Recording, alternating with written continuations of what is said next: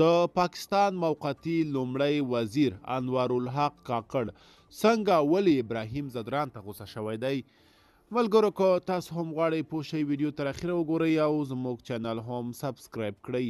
سلام ستړي مه شئ، وخت مو بخیر. په مکړئ د نن ورځې تازه او مهم خبر ته.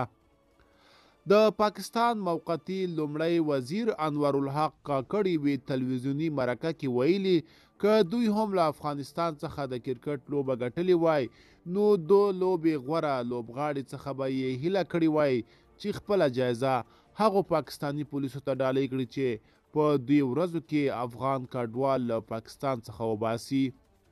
د افغانستان د کرکټ ملي لوبډلې غړي ابراهیم ځدران پاکستان ته له شرمونکې ماتې ورکولو وروسته د غوره لوبغاړي ترلاسه کړې جایزه هغو کډوالو ته ډالۍ کړه چې پاکستان په زور افغانستان ته استولي دي.